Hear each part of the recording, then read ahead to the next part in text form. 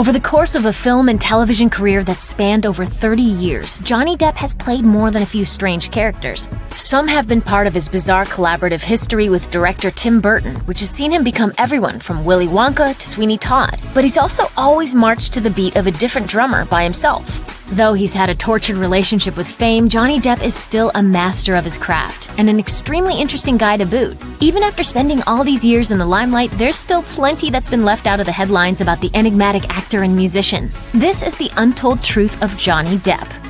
Auspicious start. There's a long-standing Hollywood rumor that Johnny Depp first got his start after his first wife introduced him to her ex-boyfriend, who just so happened to be Nicolas Cage, and Depp has somewhat corroborated the story in his own words.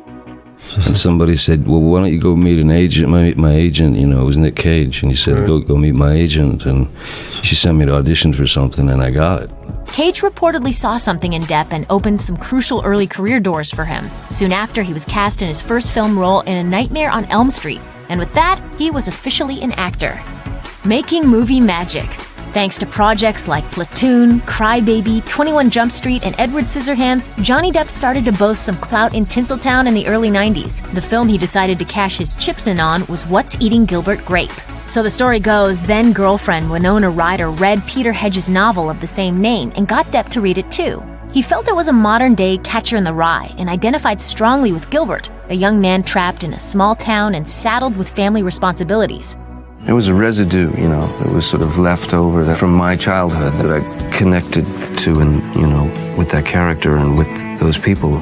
Depp then told director Lasse Hallström about the book, and the two agreed to work on the film before there was even a script in place. Hallström enlisted the author Hedges to work on the script, and the rest was movie history. Sticking to music. When Johnny Depp first came to California, he actually didn't intend to be an actor. He was actually in a band called The Kids, who'd been pretty successful around the greater Southeast. Depp actually dropped out of high school because of the band, and they opened for national acts like the Talking Heads, the Pretenders, and the Ramones. After the band split up, he turned to acting. But Depp never forgot his love for music, and was in the glam band Rock City Angels before making his screen breakthrough. Depp later started the band P with Butthole Surfers frontman Gibby Haynes. Although they broke up fairly quickly, he remained musically active. Most recently, he's been in a band called the Hollywood Vampires alongside Alice Cooper, Aerosmith guitarist Joe Perry, and Guns N' Roses vets Duff McKagan and Matt Sorum. The members say they've all had brushes with death, and Depp in particular seems to feel lucky to be part of the collaboration. Kid-friendly.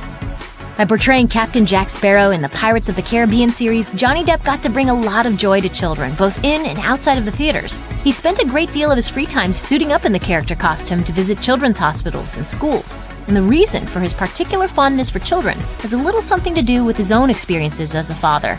They're giving me the gift. I was the parent when my daughter was ill, and I've known darkness in my life, but that was the darkest period ever, Of course, Jack Sparrow isn't the only character he has embodied to bring joy to his youngest fans. In 2016, he acted in The Black Gondola, a micro-budgeted movie about a young man who, in the wake of a zombie apocalypse, risks everything to save the life of his companion. The short movie came together thanks to the Make a Film Foundation, a charity which helps filmmaking dreams come true for kids and teens with serious medical problems. The film was written by and starred Anthony Conti, a 16-year-old who is stricken with stage 4 adrenal cortical cancer, and Depp happily joined in as one of the film's supporting A-listers. Cinematic chameleon. Johnny Depp has tried on so many different screen personas that it's entirely possible that even he doesn't know what he looks or sounds like anymore. Even in interviews, he tends to talk with affectations that sound like they're somewhere between Great Britain, Boston, and Wonderland. And he also seems to enjoy disappearing into his roles. Well, the last thing I want to look like is myself, I've always felt that it was important to escape. So if you ever wondered why he tends to choose roles that make him virtually unrecognizable, it's because he seems to prefer on-screen anonymity. Even still, he refuses to watch his own movies anyway. I've seen only a couple that I've had to see, like for just to check for, the cut or whatever, to make sure that the cut was cool. Getting political. In addition to making movies and music, Depp has also been known to use his platform to raise awareness for political causes. Alongside several other socially conscious artists, Depp participated in the Voice Project's Imprisoned for Art campaign in late 2016, appearing in a mugshot to shed light on a Ukrainian filmmaker serving a 20-year jail sentence in Siberia. Depp is also no fan of Donald Trump and appeared in a Funny or Die Lost movie called The Art of the Deal, based on the Trump book by the same name. The movie was posted the morning Trump won the New Hampshire primary, but Depp continued to whip out his spot-on impressions on command. Well, I got a feel for him because he's sensational. Absolutely fabulous. I told them to build me that wall. I want a sensational wall. If Alec Baldwin ever decides to stop impersonating the president on Saturday Night Live, it looks like Johnny Depp could fit right into it. Personal problems. As much as he might like to sink into his screen roles in recent years, Johnny Depp's personal life has become a very publicized roller coaster. He and former wife Amber Heard caused something of an international incident in 2015 when they traveled to Australia to film the latest Pirates installment and brought along their 2 Yorkshire Terriers. Upon arrival, the couple failed to properly declare the animals with customs officials. Mr. Depp has to either take his dogs back to California or we're going to have to euthanize them. They were forced to return the smuggled animals to the United States, and Heard pleaded guilty to knowingly producing a false or misleading document for failing to disclose the dogs. The two ended up delivering an awkward apology video, which he was later able to laugh about. I would really like to apologize for not smuggling my dogs. But that was just the start of their problems. Their marriage soon after ended in disaster as the actress claims that he'd been abusive to her during their relationship. She also alleged that Depp was addicted to alcohol and other substances. Though their divorce was finalized relatively quickly, Depp's days of making headlines for all the wrong reasons were far from over. Financial woes.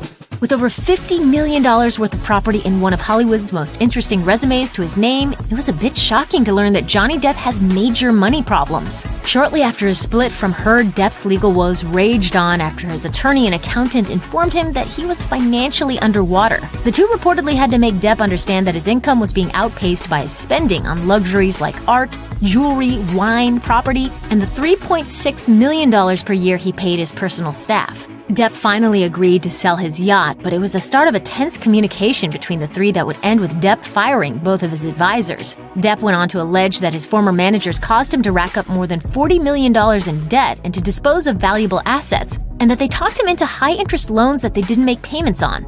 They responded by claiming that Depp was irresponsible, prompting legal actions on both sides.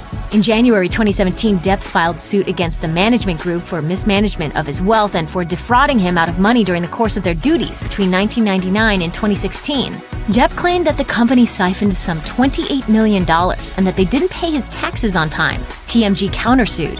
If all of that wasn't bad enough, he's also been sued by his former bodyguards for unpaid wages and unsafe work conditions.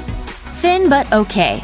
Johnny Depp appeared in 2 major films in 2017, Murder on the Orient Express and Pirates of the Caribbean: Dead Men Tell No Tales, and lined up a few more for 2018, including the Fantastic Beasts sequel, The Crimes of Grindelwald. Depp looked mostly like his youthful self in those films, which was why fans were shocked when an odd picture of the actor circulated around the internet in spring 2018, where he's posing with a fan in Russia, looking ghostly pale and skeletally thin.